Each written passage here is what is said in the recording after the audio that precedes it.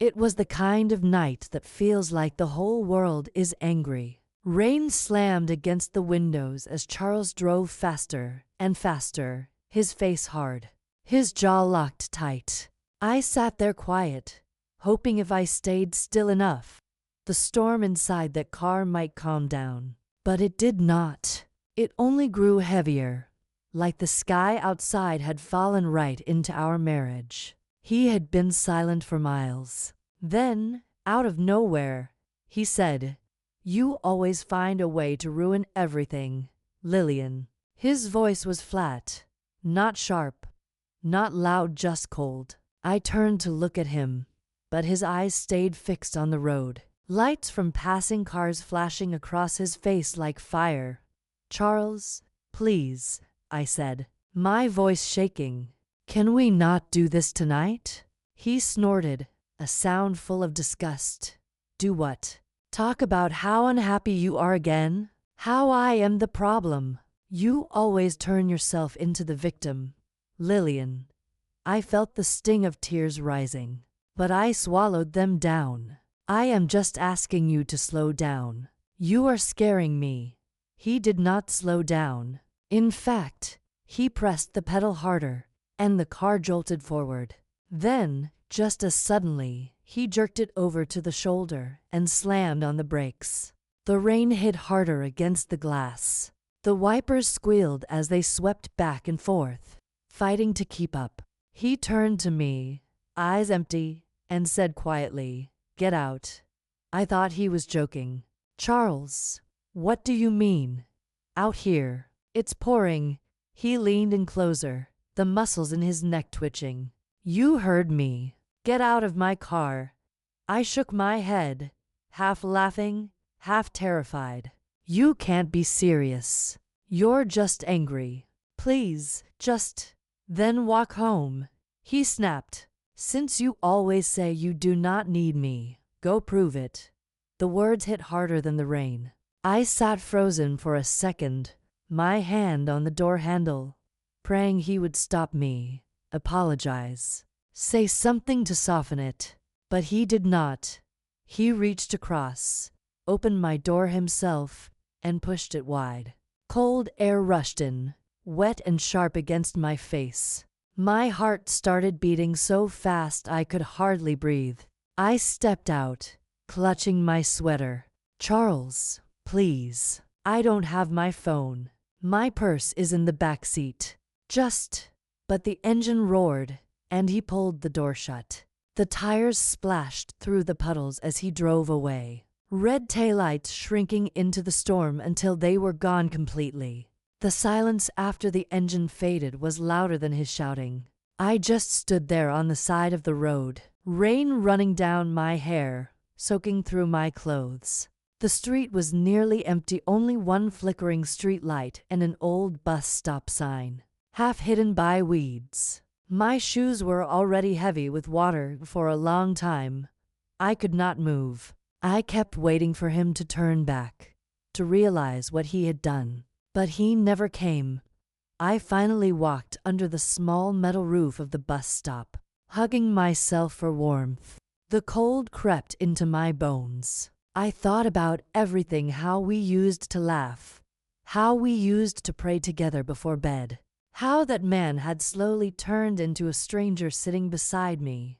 Then I heard it, a voice soft, aged, and kind. "Child, what are you doing standing out here in the rain?" I turned. An elderly woman was standing just a few feet away, her hand resting on a cane. She wore a long brown coat, and her scarf was tied neatly beneath her chin. Her eyes looked cloudy, almost white, and that was when I realized she was blind. "Ma'am, I'm fine," I said quickly, wiping my face. "I'm just waiting for the bus." She tilted her head like she could hear the lie in my voice. "No buses run this late out here, baby. You are cold, and you sound hurt. Come closer." Her voice had that steady comfort that reminded me of my own grandmother when I was a girl. I hesitated, then stepped closer beneath the small roof. "What's your name, sweetheart?" she asked. Lillian, I said softly. Well, Lillian, she said, smiling gently. You can call me Miss Eloise. I do not like seeing anybody standing out here alone at night. My driver will be here any minute. You are coming home with me. Oh no, ma'am, I said quickly. I can't do that. I don't even know you. She chuckled, her voice rich and low. Maybe not yet, but I know a hurting soul when I hear one. You remind me of somebody I once loved very much. She reached out, her hand trembling slightly. Come on now. You will get sick out here. Just for tonight. You can rest. My driver is a good man. You can trust him. I looked down the empty road. There was nothing but darkness stretching both ways. I was soaked, cold, and alone. Part of me wanted to run, but the other part, the tired part, just wanted to feel safe again. Even for a little while, so I nodded and Miss Eloise smiled, her cloudy eyes turning upward. Good. When the car pulls up, just say you are my granddaughter. I like to keep my business private, and it is nobody's concern who I bring home. Understood. Before I could answer, a black sedan rolled up quietly beside the curb. A man stepped out, tall and neat in his suit, holding a large umbrella.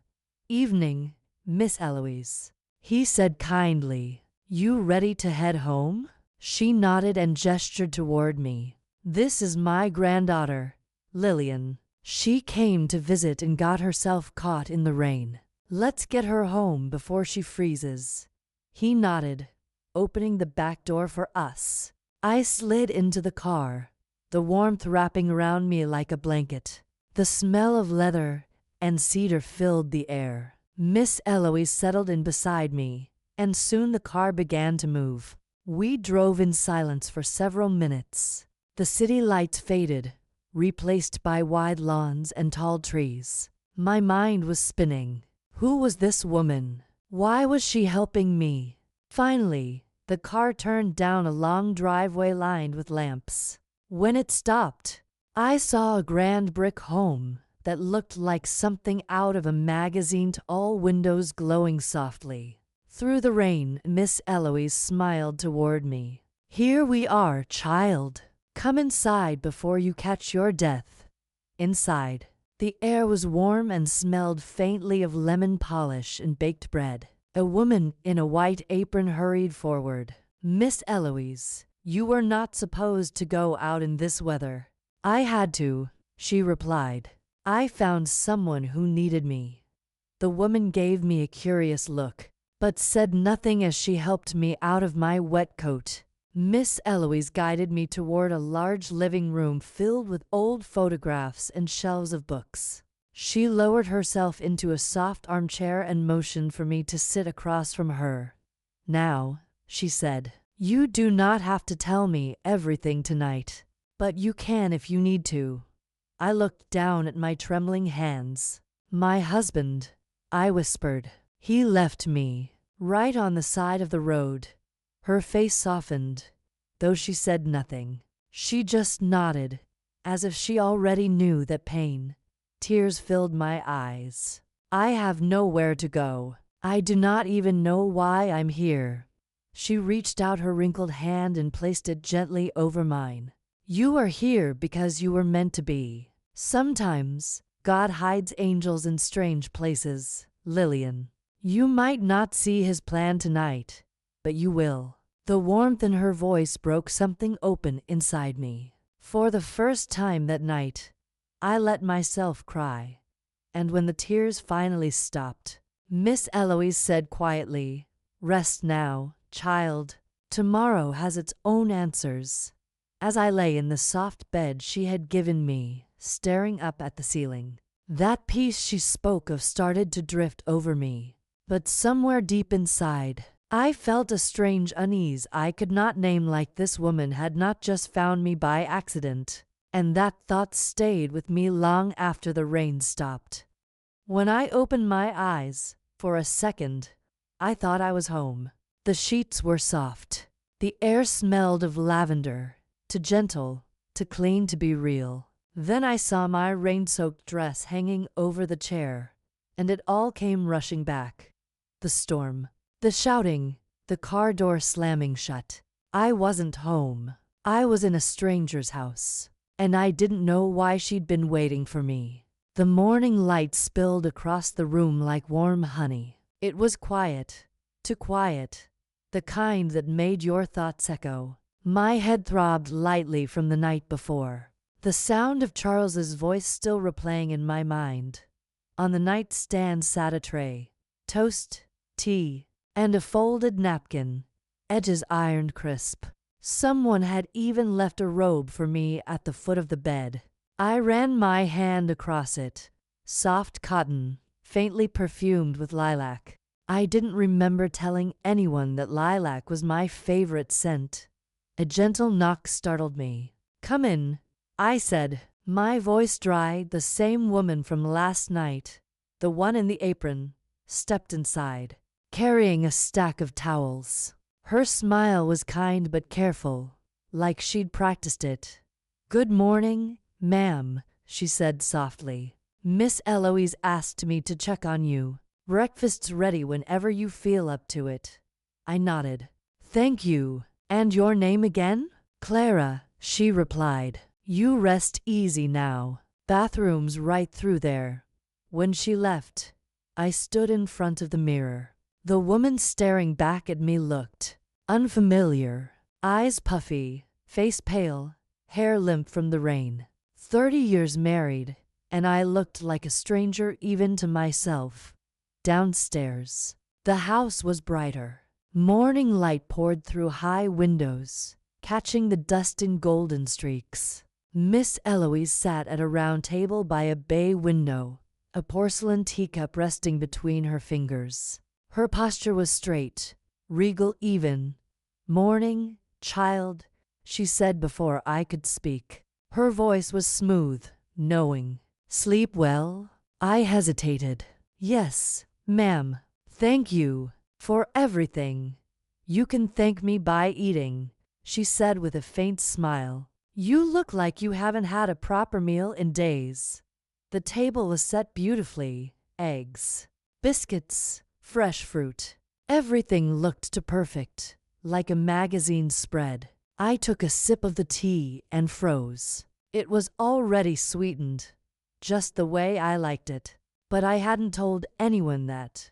I watched her over the rim of my cup. "This is delicious," I said, trying to sound casual. She nodded, pleased.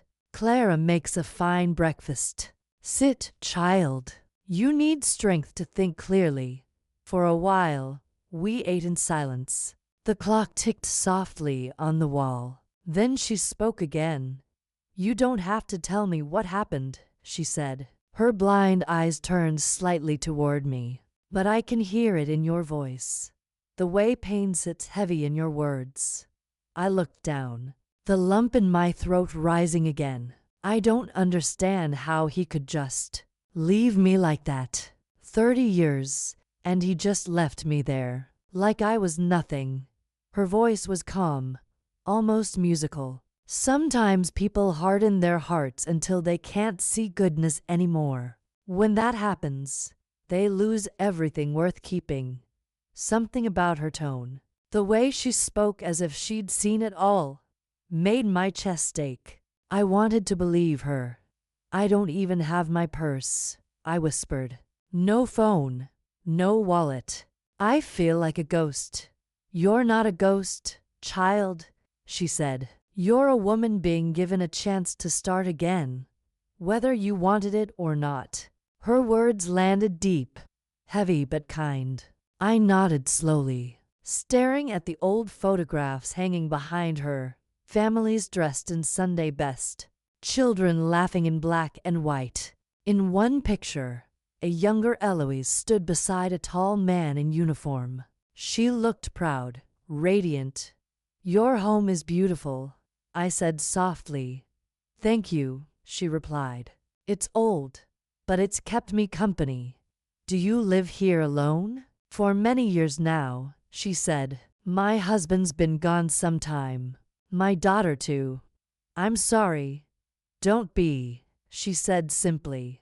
Life gives and takes. But if you pay attention, sometimes it gives again.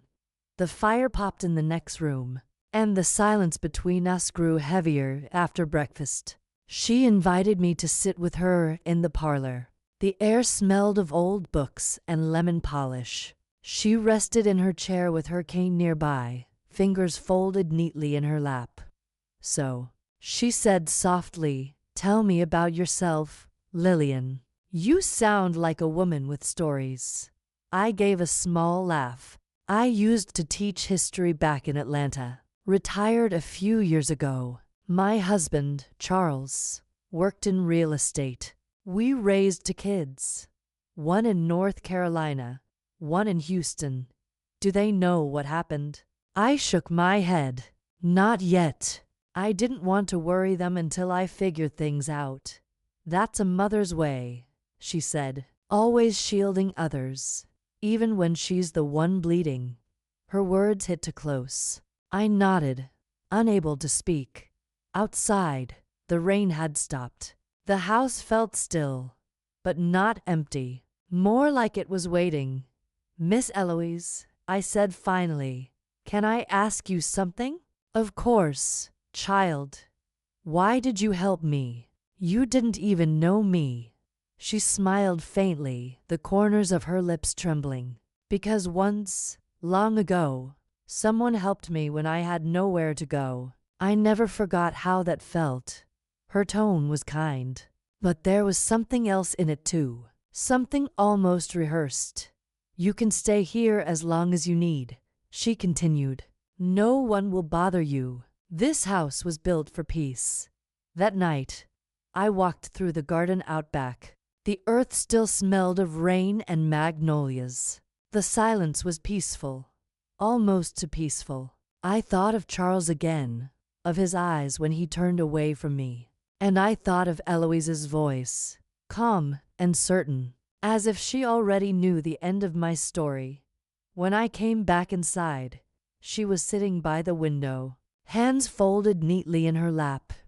You've been quiet, she said gently. Don't drown in your thoughts, child. I smiled weakly. I'm trying not to. You remind me of someone I once loved very much, she said. My daughter. Her name was Ruth. She was a teacher too. Her tone softened, but something in her face shifted, a flicker of sadness that turned cold almost too quickly. Good night, Miss Eloise, I said quietly. Good night, Lillian, she replied. Rest now. Tomorrow always brings new eyes. Later, lying in that too soft bed, I stared at the ceiling. The moonlight slipped through the curtains, tracing pale lines across the sheets. I thought of her words, of her calm voice, of how she somehow always knew what I needed before I said it. Then a thought struck me, sharp and sudden. Last night, when she found me on the road, I never told her my name, so how did she know it? The quiet felt strange after the sound of rain pounding on the car roof. I woke to sunlight creeping through lace curtains, soft and gold, washing over a quilt that smelled faintly of lavender. Downstairs, a record hummed, old gospel, the kind that belonged to Sunday mornings and buried memories. I lay still, listening, and for a moment, I almost believed I'd dreamt it all. The crash, the rain, Charles's voice still echoing in my head. But then I saw the clothes by the door, washed, pressed, and that heaviness in my chest came rushing back. Miss Eloise had done that. When I made it downstairs, she was already in the kitchen, her back to me, humming along to the record. Bacon sizzled in a pan, and the smell of coffee hung thick in the air. Good morning, baby, she said without turning. You slept deep. That's good. Your body needed rest. Her voice was calm, the kind that could steady a trembling heart. Still, something in it made me uneasy, like a melody I almost recognized but couldn't place. "Thank you," I murmured, easing into a chair. "I didn't mean to trouble you last night." She turned then, eyes kind but unreadable. "Ain't no trouble letting light back into a dark house. You were sent here, Lillian. Sometimes, when you stop running, the answer walks right up to your door." Her words lingered longer than the smell of coffee. Clara appeared not long after, hat in hand, ready to take me into town. I hesitated. Part of me wanted to believe I'd found safety here. Another part whispered I'd just traded one kind of silence for another. Miss Eloise pressed a basket into my hands. "Bread for Mrs. Hampton at the market," she said. "And take your time. The town ain't going anywhere." We drove past wide fields slick with morning dew. The world washed clean after the storm. I rolled the window halfway down, breathing in wet earth and blooming roses. But when we passed the old church, everyone standing on the steps turned to look at the car. No one waved. Their faces were blank, polite, curious maybe, but still as statues. "Friendly folks?" I asked, half joking. Clara's hands tightened on the steering wheel. "They're just watchful." The word felt heavier than it should. Single quotes v. Downtown looked frozen in time. Narrow brick buildings, faded signs, the smell of bread and old tobacco. We stopped by the post office, then the general store. Everywhere we went, people stared a second too long. A man sweeping the porch stopped mid-motion. A woman arranging flowers in a window froze, her eyes flicking to me, then away. I told myself I was imagining it, until I caught sight of my reflection in a store window. For a blink, I thought I saw Miss Eloise standing beside me. Same blue dress, same calm expression. Then she was gone. Just me again, my breath caught. "Did you see?" Clara cut me off quickly. "We should head back." Her tone didn't invite questions. The drive back was quiet. Only the hum of the engine between us. I glanced down at my lap and noticed something folded neatly beside me. Another dress, soft cotton, sky blue. "She said you'd pick blue," Clara said finally. I froze. Charles used to say the same thing, that I looked most myself in blue. Said it made me look like the sky was hiding in my eyes. When we reached the house, Miss Eloise was sitting on the porch, rocking slow, humming that same tune. The basket she'd given me was gone from my hands. I didn't even remember setting it down. She looked up, her smile gentle but knowing. "That color suits you, child." Blue always did. For a heartbeat, my stomach dropped. "How did you?" She waved her hand like brushing away dust. "Old women just know things, baby. Go on now, get washed up. Supper's near." I wanted to ask. I wanted to push. But her eyes, deep brown, soft, steady, made me stop. I turned away, pretending to fix my hair.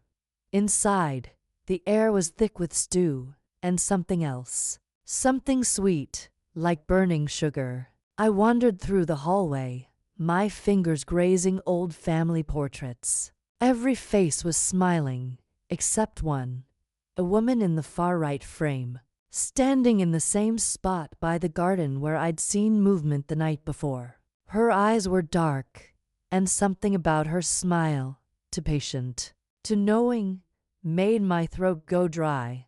I leaned closer. The edges of the photo were warm to the touch, as if the frame had been sitting in sunlight. But the hallway was cool, shadowed. Behind me, a floorboard creaked. I turned, but the hall was empty. That night, I couldn't sleep. The crickets were loud, but beneath their song, there was something else, a faint rustle, like fabric brushing against a branch.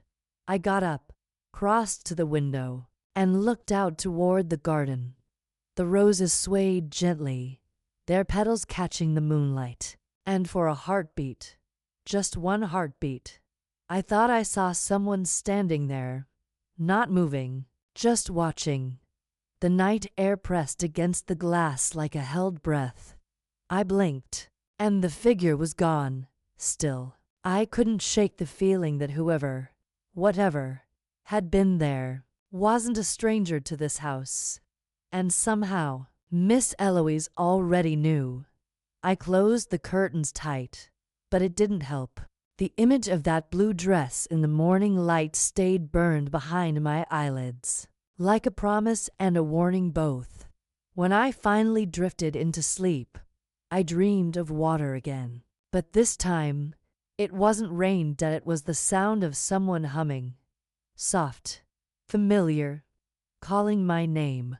Morning came too bright, too quiet. The kind of stillness that presses against your ears until you hear your own heartbeat. I sat on the edge of that wide bed, the sunlight spilling through lace curtains, and for a moment I thought the night had been a dream. Then the smell of roses drifted in through the open window, and every memory from that storm came crawling back, the shouting, the door slamming, the rain against glass, downstairs. I heard the faint hum of gospel music, not the lively kind, slow and low, a voice singing through ache. It reminded me of my grandmother's kitchen on Sunday mornings, before we all grew up and scattered. I followed the sound. Miss Eloise was already sitting at the table, dressed head to toe in pale yellow, her eyes hidden behind those dark glasses. A bowl of steaming porridge waited in front of the chair she must have known I'd take. "Eat, baby," she said. "Got a long day ahead." What kind of day? My voice sounded small, uncertain, the kind where you start remembering things you thought you buried. I looked down at the bowl. Steam curled into the sunlight like soft fingers. My stomach turned. I did not finish it. After breakfast, I found myself wandering the halls. Each step on that polished floor gave back a faint echo, as if the house were whispering to itself. Portraits lined the walls, women in lace gowns, men in uniforms, all of them painted with the same proud jaw and watchful eyes. Every face seemed to follow me. I ended up at the back doors that opened into the garden. Roses everywhere, red, white, yellow, and a blue so pale it looked almost silver. The air was heavy with their scent. A soft breeze stirred the petals and carried the sweetness through the yard. The quiet felt strange after the sound of rain pounding on the car roof. It was too peaceful, too still. I could almost hear the blood in my veins. Miss Eloise's voice floated out behind me. "Dreamin' again." I turned. She stood in the doorway, hands folded over her cane. "No," I said, "just looking." She smiled, and that smile was kind, but the skin at the corners of her mouth trembled. "Sometimes dreams get shared in this house," she said. "Old walls do that." "Shared?" She tilted her head, listening to something I could not hear. "When a soul lingers too long in pain, it leaves prints, like footsteps in wet earth. Someone walks over 'em later, and for a moment, the past wakes up." I felt a chill then, though the sun was warm. "You believe that, child," she said softly. "Belief don't change what is." Then she touched my arm, light as a moth's wing. "Best stay inside once the sky turns. The garden don't rest easy after dark."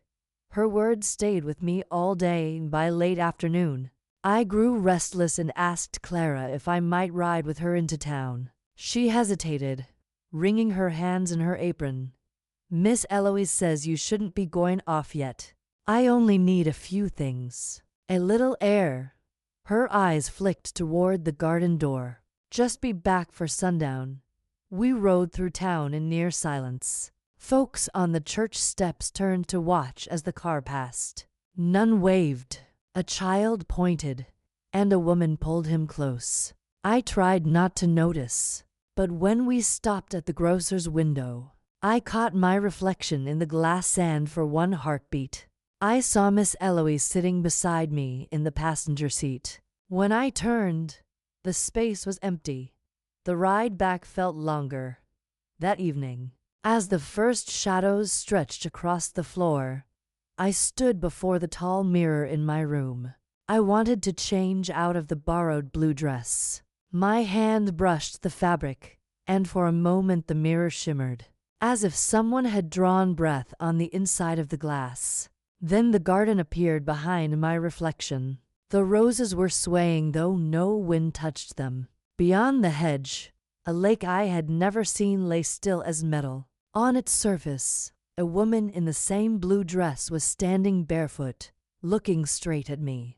Her hair floated around her shoulders, dark and wet. When she lifted her hand, water dripped from her fingers. I could smell the damp earth, the cold iron scent of rain. The air thickened. My knees buckled. The garden shimmered like the air itself had turned to glass, and the world snapped back, bright and wrong. The mirror showed only me again, pale and shaking. I backed away until my spine hit the dresser. The house was quiet. Too quiet. I ran downstairs. Miss Eloise was in her armchair, knitting something pale blue. She did not look up when I spoke. "Miss Eloise, there's a lake out there, isn't there?" Her needles paused. "Not anymore." "What do you mean, not anymore?" "Filled in years ago. Ground still remembers, though." She resumed knitting. "She's restless again." The way she said she made my stomach turn cold. "Who is?" Her fingers never stopped moving. "You'll know when she wants you to." I stood frozen, unable to speak. Clara entered then, carrying folded linens. When she saw my face, she stopped. Her knuckles went white around the sheets. "You saw her, didn't you?" she whispered. "Clara, what is happening here?" Her eyes darted toward Miss Eloise, then back to me. "Don't stay out after dark," she said quietly. "Whatever you see in that garden, don't answer it. Clara." Miss Eloise's voice cut through the room like a blade. "Yes, ma'am," Clara stammered, backing away. "I was just telling her to rest." When she was gone, Miss Eloise smiled again. That same trembling smile. "Some people talk too much," she murmured. "Night's comin', Lillian. Keep your windows closed."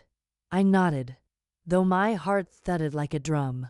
That night the house breathed differently. The boards creaked in slow rhythm, like someone walking circles below my room. I pulled the covers tight around me. Then I heard a soft rustle, like fabric brushing a branch. The air went cold, sharp enough to sting. I turned toward the window. There, beyond the glass, stood the woman from the lake. Her face was shadowed, but her mouth moved, forming my name, Lillian. The sound was barely there, yet it filled the room. Every hair on my arms rose. I shut my eyes. "You're not real," I whispered. "You're not real." When I opened them, she was gone. Only the roses swayed beneath the moonlight. I did not sleep just before dawn. I found something on the windowsill, a blue ribbon, neatly folded, damp as though it had come out of water. My breath came shallow. If you are listening right now, please like, subscribe, and share, and drop your birth year in the comments. If we're the same age, I've got something waiting for you there. Beneath the floor, morning didn't come easy that day. I woke to the sound of something soft, a hum, maybe, threading through the boards beneath my bed. It wasn't the creak of old wood or the sigh of pipes. No, it was lower, sadder, like someone humming a tune they couldn't quite remember. For a long moment, I just lay there, staring at the ceiling, counting heartbeats that felt too loud in my ears. The air was thick, heavy with that smell again. Roses. But not the sweet kind. These smelled like they'd been cut too long ago. their beauty wilting into something darker. I swung my legs over the bed, my feet brushing against the cool floor. And that's when I felt it. A faint vibration, almost like a pulse, coming from under the boards. "Miss Eloise?" I called, voice small in the morning quiet, no answer. So I slipped into my robe and stepped out into the hallway. The light spilling through the old curtains painted everything gold. But there was a wrongness to it, a brightness that felt forced. The house was too still, like it was holding its breath. Downstairs, I found Miss Eloise sitting at the kitchen table, her hands wrapped around a cup of coffee. She didn't look up right away. "Mornin', baby," she said after a beat, voice low. "You sleep any?" "Not really." I hesitated. There was music, or humming, coming from the floor. Her fingers tightened around the cup. "The house got its ways of talkin'. You'll learn to let her be." "Her?" She met my eyes then, and there was something in them, something that made my stomach twist. "Every house got a heart," she said, "but this one, she remembers too much." I wanted to ask what that meant, but the words stuck in my throat. She rose, slow and deliberate, and reached for her coat. "Claire'll be by later. Y'all go on into town, get some air. You been staying cooped up too long. Ain't good for the mind." I nodded, though I knew she was just trying to get me out of the house. When Claire arrived, she looked like she hadn't slept either. Her eyes darted around the parlor before she even said hello. "You okay?" I asked. She swallowed hard. "You heard it too, didn't you?" My breath caught. "You mean the humming?" She nodded, slow. "That ain't no pipe. My grandma used to say the ones who can hear it been chosen. The house don't hum for everybody." I tried to laugh, but it came out dry. "Chosen for what?" She didn't answer. We took Miss Eloise's old truck into town, and for a while the motion helped. The hum faded from my mind, replaced by the sound of the tires and the wind through the cracked window. But Clara was quiet the whole drive, her fingers drumming nervously on her leg. By the time we pulled up outside the corner store, I was grateful for the noise of people, for the way the world still felt normal here. But as I reached for the door handle, Clara grabbed my wrist. "Don't tell nobody," she whispered. "About what?" "About the house. About what you hear. They'll say you crazy. They always do." Her hand trembled as she let me go. Inside, I tried to distract myself, buying coffee, bread, milk, anything to keep my hands busy. But when I glanced toward the back of the store, I froze. A woman stood there, wearing a blue dress. Her back was turned, her hair falling in long dark waves. She was humming the same tune. "Clara," I whispered, my voice shaking. But when I blinked, the aisle was empty. We drove back in silence. The trees seemed taller on the way home, leaning closer, their branches whispering against the windows. The sun was setting by the time we reached the porch, and Miss Eloise was waiting there, still as a statue. "You went into town," she said softly. "You saw her, didn't you?" I froze. "Who?" "The woman in blue." My breath hitched. "You knew about her?" Her eyes drifted toward the lake, just visible through the trees. "She comes when the house starts rememberin'. And you stir things up, baby. You always have." I didn't know what she meant by that. Not yet. That night, I couldn't sleep again. I kept hearing the hum beneath the floorboards, steady now, like a lullaby sung through wood and dirt. Around midnight, I couldn't take it anymore. I grabbed a flashlight and knelt beside the bed.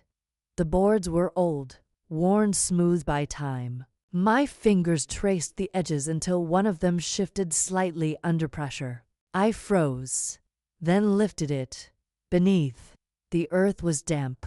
Cold air rose up like the exhale of something ancient, and tucked into the soil, wrapped in what looked like rotted fabric, was a small wooden box. I pulled it free, hands shaking, and opened it. Inside lay a ribbon, blue, frayed, wet like it had just been pulled from water. The same ribbon from my WINDOWSILL. My throat tightened. Behind me, the humming grew louder. Now not beneath the floor, but right in the room.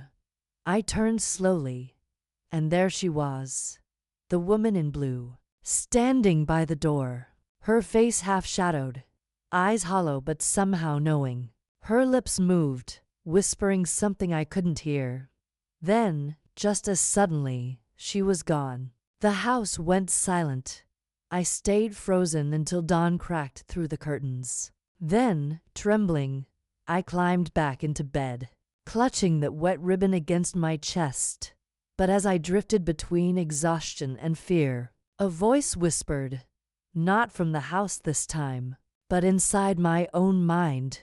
You opened it, Lillian. Now she's awake.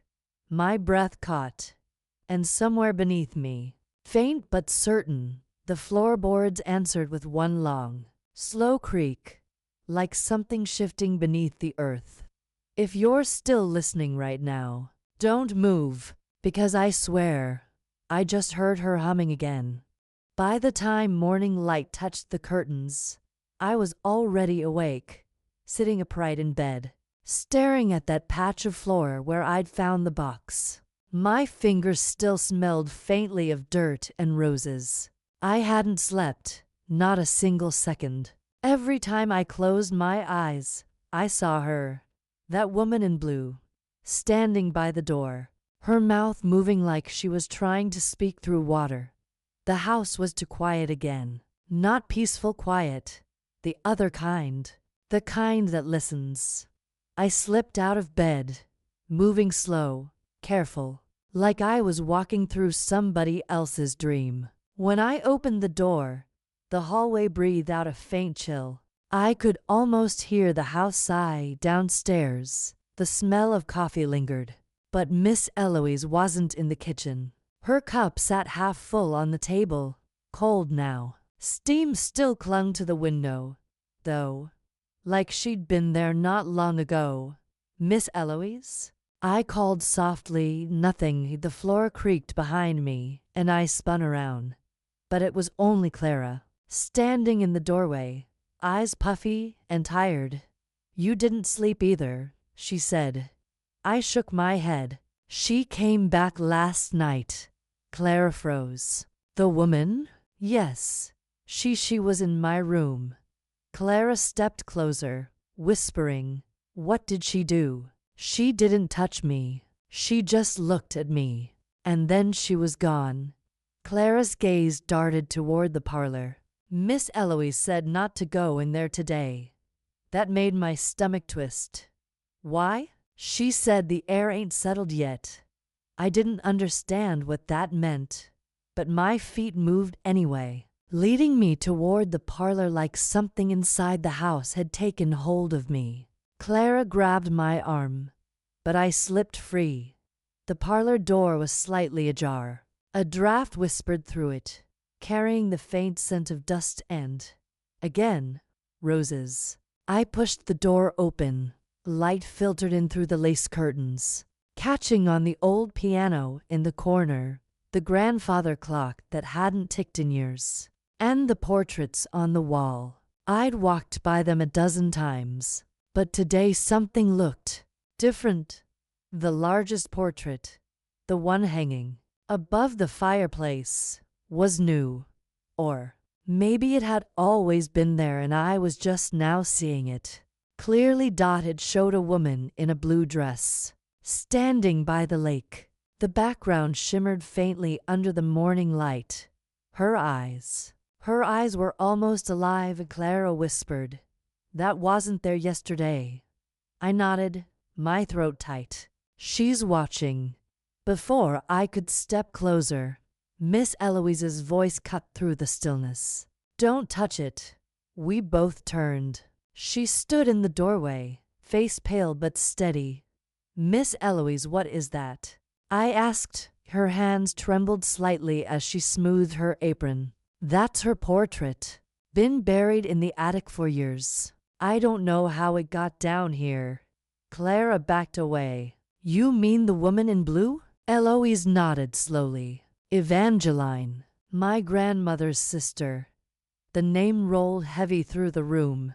"She drowned in that lake." Eloise continued, her voice barely a whisper. "Some said she walked in on purpose. Some said she was called." "Called by who?" I asked. She looked straight at me then. "By the house." The clock in the corner ticked once. A dry, lonely sound, though I was certain it hadn't worked since I'd arrived. Eloise sighed and turned toward me. "Lillian, baby, when you opened that floor, you stirred her memory. That box wasn't meant to be found." I tried to speak, but nothing came. "She was humming before she went in the water," Eloise added. "That same tune you've been hearing. She used to sing it when she felt lost. Said it helped her remember who she was." Clara's voice shook. "Then why's she coming back now?" "Because somebody else's pain woke her up." The air went still. Eloise's eyes softened when they met mine. "You came here carrying something heavy, didn't you? Something you thought you could bury." I looked away. The walls seemed to close in. I just wanted peace."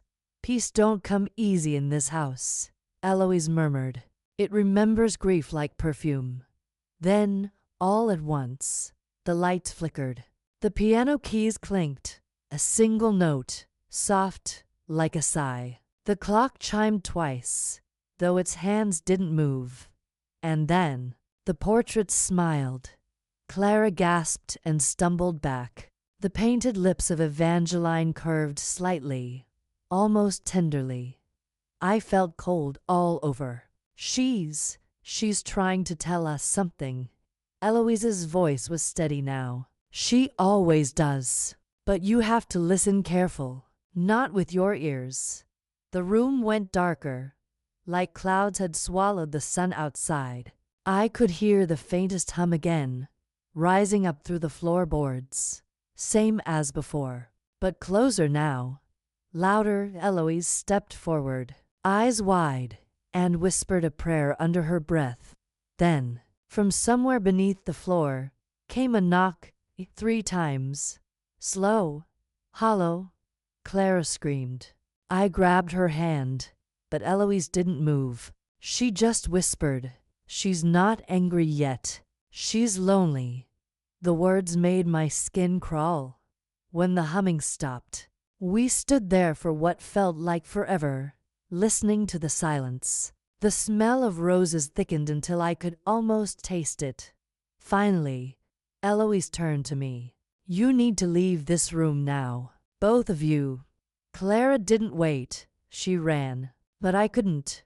My eyes stayed fixed on the portrait. Evangeline's eyes seemed to follow me. And then I saw it, painted faintly in the corner. Something I hadn't noticed before.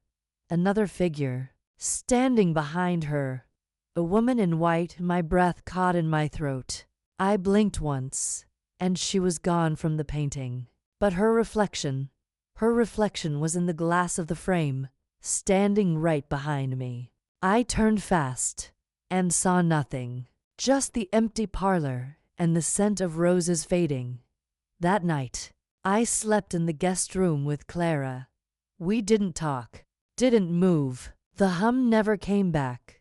But the silence was worse. Just before dawn, I heard something new. A soft scraping sound, coming from downstairs, like a chair being dragged across the floor. I wanted to wake Clara, but I couldn't. Something about that sound drew me. I crept down the stairs barefoot, heart pounding. The parlor door was open again, and on the wall, where Evangeline's portrait had hung, the frame was empty. The painting was gone. In its place, written across the faded wallpaper in wet, dark strokes, were 6 words. You let her remember me again. If you're hearing this, and you ever smell roses when there shouldn't be any, don't look for where it's coming from, because sometimes memory don't stay buried. Sometimes it digs its way back up. The morning after the portrait vanished, the house didn't just feel different. It was different. The air was thicker, heavier, as if the walls had been whispering all night and stopped only when I opened my eyes. The smell of roses had faded, but in its place lingered something faintly metallic, like rain on old iron. I dressed slowly, half expecting to find the portrait back on the wall, or a note, or even another dream folded into my pillowcase. But there was nothing, just that same uneasy silence that had started to feel like someone watching with their breath held. When I went downstairs, Miss Eloise was already at the table, her Bible open but untouched. A candle burned beside it, though the sun was out. Clara stood by the sink, her arms wrapped tight around herself, staring out at the garden. "Morning," I said, my voice sounding small in that big room. Neither of them answered right away. Finally, Eloise looked up, her eyes shadowed. "She's walkin' again," she said softly. I froze. "Who? You know who, child?" Clara turned around, her face pale. "I heard her last night. Thought it was you, Lillian. Thought you were downstairs." The floorboards were creaking like someone moving slow, dragging their feet. "I heard it too," Eloise said, closing her Bible. "She's closer than before." I didn't want to believe them, but the way the house seemed to hum beneath my feet told me it was true. Every nail, every board, seemed to breathe in rhythm with something unseen. "What does she want?" I asked quietly. Eloise didn't answer right away. She stood, walked to the cupboard, and poured 3 cups of coffee, her hands trembling just enough to make the spoons rattle. Finally, she said, "She wants what all the lost ones want. To be remembered right. To finish what she couldn't." The words hit something deep in me, something I'd been trying to bury since the night I left Charles, and after breakfast, Eloise sent Clara to town. Said she needed flour. But I knew she was just trying to keep the girl away from the house a while. When the door closed behind her, Eloise turned to me. "You been hearing things at night, ain't you?" I nodded. "Whispers. My name sometimes." Her eyes softened. "You ain't losing your mind. That's how it starts. She calls gentle first. Then she shows you things." My voice shook. "What kind of things?" Eloise looked toward the staircase. "Things that already happened, or things that still could." The light outside flickered.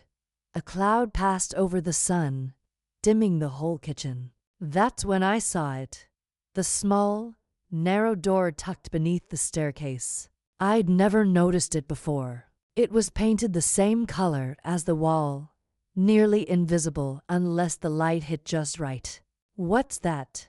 I asked. Eloise followed my gaze. For the first time since I'd met her, she looked truly afraid. "Don't open that door." Her voice wasn't just a warning. It was a plea. "Why?" I asked. She set her cup down hard. "Because it don't lead where you think it does." That should have been enough to keep me away. But all day, as I swept the floor, folded sheets, tried to busy my hands, my mind kept circling back to that door. Every time I passed it, I felt a pulse of air, faint but real, like the house was breathing through it. By late afternoon, Eloise had gone to the garden, leaving me alone inside. I told myself I'd just look, just touch the handle. The knob was cold, colder than metal should be. I leaned closer, and that's when I heard it. A sound, like someone humming from the other side. The same tune, The same low melody Evangeline had sung by the lake. My heart pounded. I whispered, "Hello." The humming stopped. Then came a whisper. Not angry, not soft. Just there. "You remember now." The knob turned under my hand, slow and steady, though I hadn't moved it. I stumbled back. Then the door creaked open. Darkness filled the space beyond, thick as smoke. I couldn't see more than a few inches in, but I could feel something, a pull, like gravity bending wrong. The air rushed out cold. It smelled like wet wood and lake water. Then I saw them. Footprints on the wooden floor. Bare. Wet. Leading from the darkness out toward me. I whispered Miss Eloise's name, but no sound came. The house had swallowed it. Something moved in the shadows, a shape, tall and slow. The blue of her dress shimmered faintly, as if the moonlight itself was trapped in the folds. She stepped closer, and I realized it wasn't just water running down her arms. It was ink, dark, dripping ink, like she'd been written back into being. Her face lifted, and for the first time I saw her eyes clearly. They were the color of storm clouds, soft and endless, full of sorrow. "Why me?" I asked, shaking. She reached out a hand, trembling but deliberate. "Because you opened the door." The air around us tightened. The candles in the parlor flickered to life all at once, though no one had lit them. Behind her, in that impossible darkness, I saw flashes, scenes that didn't belong to me. Evangeline standing by the lake, her hands full of roses. A man shouting her name from the porch.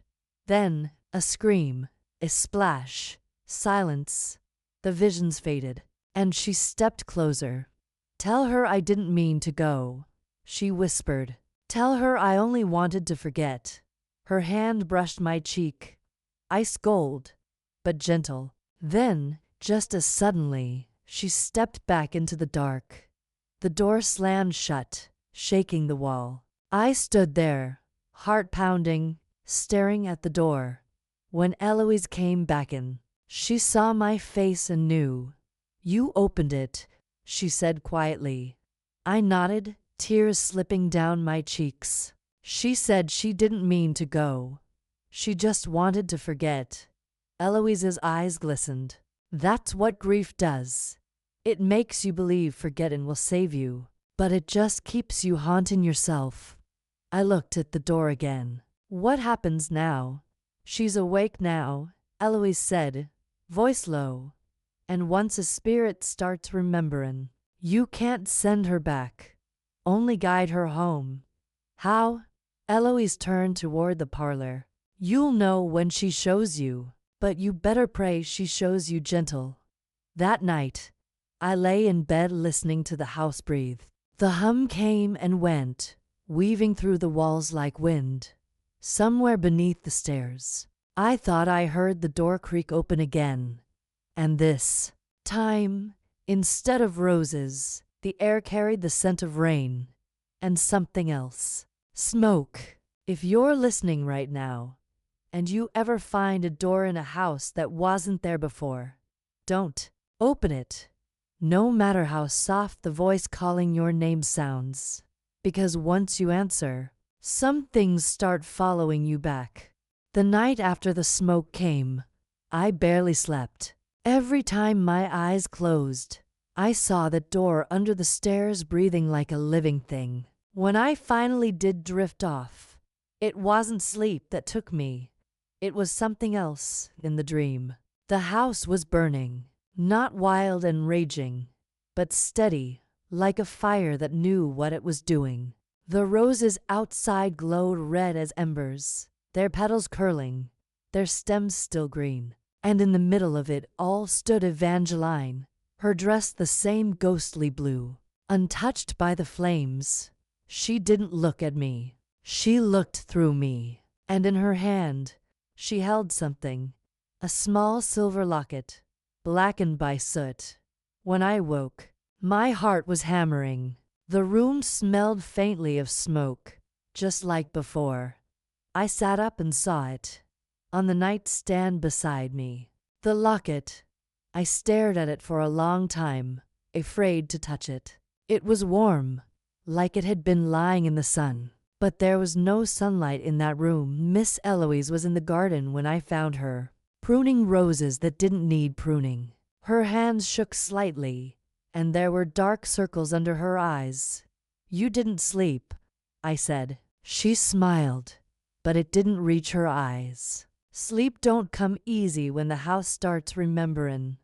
I held up the locket. "She left this." Eloise froze. Her pruning shears clattered to the ground. "You found it." "She gave it to me," I said. "In a dream." Eloise bent down slowly, picking up the shears. Her voice was low when she spoke again. "It ain't a dream when she brings something back with her." The air between us felt charged, heavy with something old. I opened the locket. Inside was a faded picture of a woman. Younger, softer. She looked like Eloise's, same eyes, same tilt of the mouth.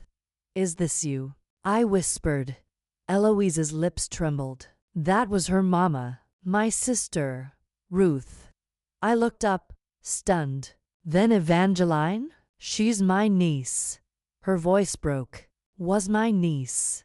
The pieces clicked together all at once. The tenderness, the mourning, the strange protectiveness that filled the house like a heartbeat. "What happened to her?" I asked. Eloise looked away. "She fell in love with a man who promised her the world, promised her forever, but forever ended the night he left. She went to that lake, Blue, said if he didn't come back, she'd go find him herself." My throat tightened. "You mean she walked into that water?" Eloise said, her voice trembling. "And she never came out the same." I held the locket tighter.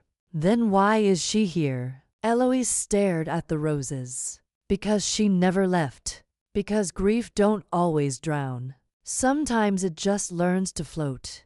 A gust of wind swept through the garden then, and the roses bent as if bowing toward the house. I turned to look, and that's when I saw the smoke again, thin, gray tendrils curling from beneath the door under the stairs. "Eloise," I whispered. "It's happening again." She didn't move, didn't even blink. "She's restless," she said softly. "Something's keeping her here."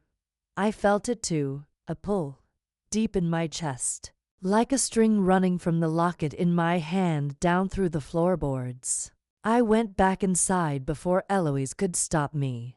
The door under the stairs was warm to the touch. The smoke seeped through the cracks, curling up like fingers. I pressed my ear to the wood, and I heard crying. Not wailing, not moaning, just soft, broken sobs. "Evangeline?" I whispered. The crying stopped. Then a voice answered, soft as breath. "It hurts." "What does?" "The fire." I swallowed hard. "There's no fire." "Yes, there is," she said, her voice shaking. "It never went out." And then I saw it, faint, like a reflection inside the door itself. The image of a small, wooden room filled with smoke. And inside it, Evangeline, sitting by a window, holding the same locket I now clutched in my hand. I reached for the handle. "Don't." Eloise's voice snapped behind me. I turned. She was standing there, pale and trembling, clutching a small glass jar filled with ashes. "She's bound to what's left of her," Eloise said, "to what we buried." The jar shook in her hands. "This here is all that's left of her body. But her soul." She looked at the door. "Her soul never burned right." The smoke thickened. The air crackled with heat. "She's angry," I said quietly. "No," Eloise whispered. "She's hurt." The house groaned then, deep and long, like it was grieving. The chandelier above us swayed. A picture frame fell from the wall. "Eloise," I cried. But she was staring at the door, tears streaking down her cheeks. Ruth asked me to keep her safe. Said don't ever let the fire die. I thought she meant the memory. A sound came from the door. A voice. Soft but pleading. Let me rest. Eloise's knees buckled. I caught her before she fell. What do we do? I asked. Her eyes fluttered open. The locket, she whispered. Take it to the lake. Give her what she lost. Outside, thunder rolled. The sky turned the color of bruised steel. I ran. The rain came hard and sudden, slashing through the air like knives. The path to the lake had turned to mud, but I didn't stop. I could feel the heat behind me. The house, burning without flame, crying through the walls. When I reached the lake, the wind tore the umbrella from my hands. Lightning split the sky, lighting up the water in flashes. I held the locket high. Evangeline, I shouted. The surface rippled. Then she was there, rising from the lake like memory itself. Her hair floating around her like ink in water, her eyes found mine. You kept it, she said. It's yours, I whispered. It's time to rest. Her expression softened. For a moment, she looked like a woman again. Not a ghost, not a sorrow. Just a soul that had been lost too long. She reached out her hand. I opened the locket and let it fall into her palm. The water glowed faintly where it touched her skin. Then the light spread, brighter, until it surrounded her completely. The rain slowed. The thunder faded. And just before she disappeared beneath the surface, she smiled. Back at the house. The air smelled clean. The smoke was gone. The door under the stairs stood wide open and empty. Eloise sat by the table, holding the jar close. When she saw me, she nodded once, silently. She's home now, she said. I wanted to believe her. I really did. But that night, as I lay in bed, I felt a drop of water fall on my hand. Then another. I looked up, the ceiling was dry. The sound came again. Drip, drip, from inside the walls. And somewhere beneath the floorboards, faint but unmistakable, came the sound of a woman humming. The same song, the one that never ended.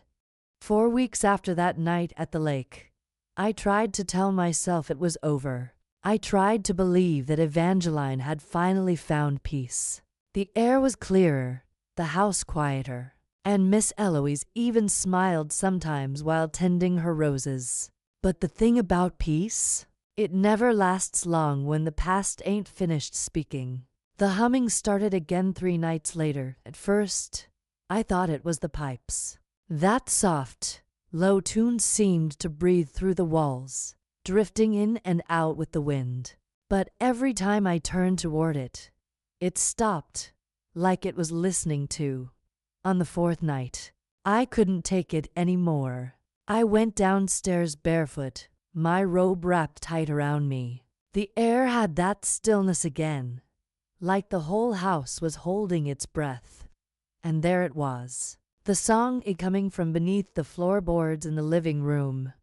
I crouched down, pressing my ear to the rug.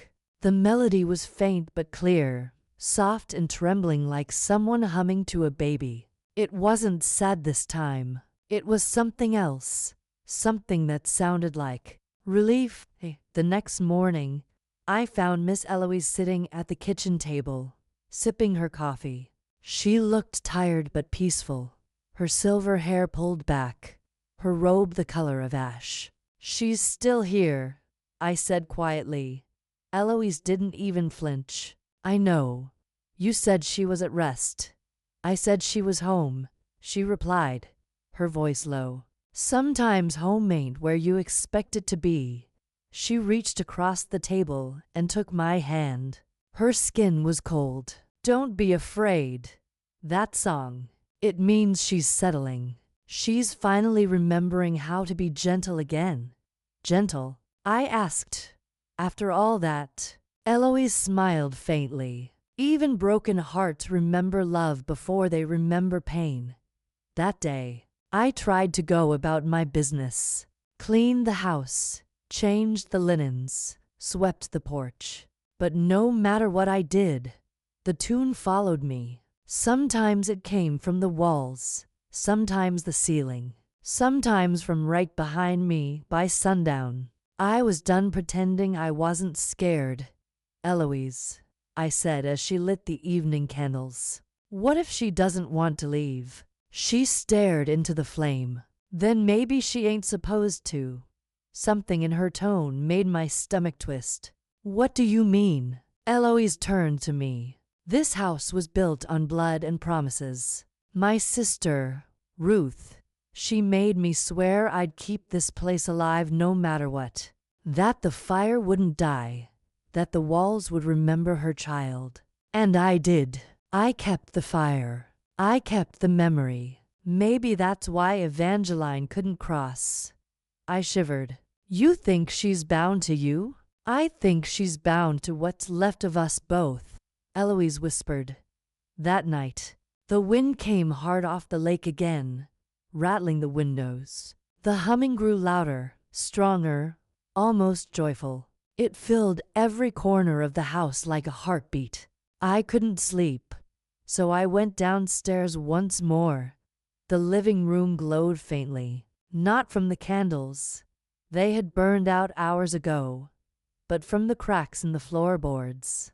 A soft blue light shimmered beneath them, pulsing in time with the melody. I knelt down. Evangeline? I whispered. The floorboards vibrated gently under my palms. The hum turned into a voice, faint, sweet, and trembling. She forgave me. Who? I asked. My mama. The air thickened, warm and heavy. I could almost see her, a faint outline of blue rising from the floor like mist. She said love don't end when breath does, Evangeline's voice murmured. She said I could rest now, but I can't go alone. My heart skipped. What do you mean, Miss Eloise? She whispered. She's still holding on. She won't let me go. I stood and turned, and there she was. Eloise, standing in the doorway, tears streaming down her face. I can't, she said softly. I can't let you go, baby. Not again. The light brightened until it filled the room. The walls trembled. The air smelled like roses and smoke. Evangeline's voice grew stronger, echoing through the house. Auntie, you kept me alive, but you kept me trapped too. You don't have to now. Eloise took a step forward. If I let you go, who will I have left? You'll have peace, Evangeline said, and maybe that's enough. For a moment, I thought the old woman would collapse, but she stood tall, her hands shaking, and whispered, Then go, baby, go find your forever. The blue light spread outward in waves, soft and shimmering, wrapping around Eloise like water. I saw the strain melt from her face, the sorrow fade from her eyes. And then, silence. The humming stopped. The light faded. When I opened my eyes again, the house was still. Eloise stood motionless for a moment, then smiled the softest smile I'd ever seen. She's gone. She whispered, My baby's gone. Tears filled my eyes. And you? Eloise looked at me, her gaze far away. Now I can rest too. She turned and walked slowly toward the parlor, her robe brushing the floor. By the time I reached the doorway after her, she was gone. No sound, no trace. Just the faint scent of roses and a cool, empty chair rocking gently by itself. I stayed in that house until morning, watching the sun slide across the floor, listening to nothing but my own heartbeat. Later, when I stepped outside, I saw that every rose in the garden had bloomed overnight. Deep red, full, silent, the house never made another sound. But sometimes, when the night air is still and the lake glows under the moon, I swear I hear that melody again, not from under the floor, but from the wind itself, soft, tender, endless, like love refusing to die.